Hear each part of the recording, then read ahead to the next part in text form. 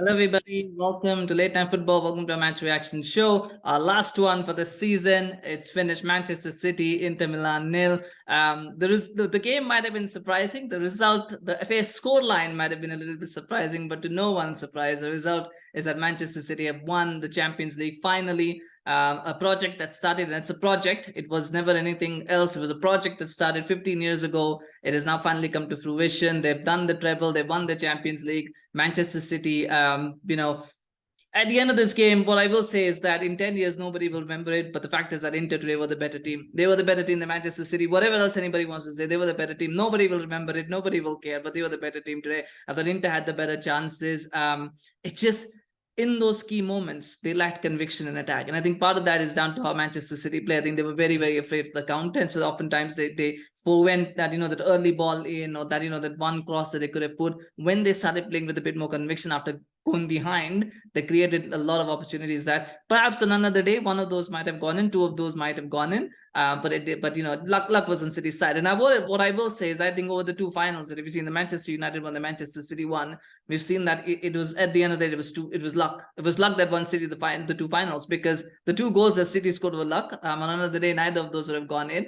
The goal that City scored today was also luck, because it's a good pass from Akanji, by the way. It's the one time when Inter Milan kind of got a little bit carried away, I feel, with their press, because I think what happened at that point, I think it was Dumfries who kind of followed he followed Grealish all the way, and he kind of left himself vacant. And because of that, I think the entire team the defense kind of got a little bit unsettled, and that opened slight gap for Akanji to put the pass in. He puts the pass into Bernardo Silva, and it's a poor cross. Silva, it hits, it's deflection. It's a deflection that falls so perfectly for Rodri. And again, the two defenders, they basically go one behind the other. If one of them is a little bit to the other side, it gets blocked. But again, it was fine margins, those luck moments.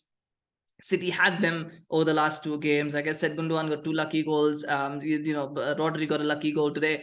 That, and it might sound as bitter, but that's the reality. It was luck that won them in the end. And and luck is important in football. Don't discount the factor of luck. It was luck that won them the final. But like I said, in 10 years, nobody's gonna care. Manchester City won, and over the course of the season, they have been the best team in the world, well, in Europe and in the world. Well, they have been the best team, I think, especially since February. They have been much miles ahead of anybody else. Well done. In this game, they were not the better team, but over the course, I think, of this tournament, they have been the best team. So well deserved to Manchester City to win it. But I was impressed with Inter Milan. I'm trying to be a little bit more congratulatory to Manchester City, but I was really impressed with how Inter Milan played, because over the course of that first 65 minutes, they actually pretty much nullified City completely. I think City's threat is based on a 3-6-1, and Inter said, fine, well, you got your six midfielders, our five midfielders, plus I think Lautaro was dropping in a lot to make it six. Will match you, and they man marked them, which I thought was very, very incredibly brave, but also incredibly effective, because they man marked them off the pitch, and City had no idea how they were going to break them down until that one little run from Grealish, kind of distorted that defense. But otherwise, they had absolutely no idea how to break Inter down. There were a couple of breaks, a couple of oohs and ahs, but nothing really. Like I said, I think the better chances in the entire game fell to Inter Milan. But I was impressed with how they played today. A lot of people thought that maybe City will roll over Inter Milan. I didn't think they would roll them over, but I did feel it would be like a comfortable 2-0, 3-0 kind of scoreline, where where Inter never looked like they're going to get run over, but they also never look like they're going to be a threat. But credit to Inter Milan, they played a wonderful game. They had their game plan spot on. You can't really do much, but I think ultimately the tactics were spot on. It's just one moment of luck. It's just that one team had better players than the other team, and that happens in football. Oftentimes you go with managers and tactics and things like that, but at the end of the day, if a team has 11 better players than you can't really do much about that. And nothing illustrates that more than Kevin De Bruyne has to come up because he has an injury, and City can bring on Riyad Mahrez, they can bring on Phil Foden, they can bring on Julian Alvarez. There's so many options.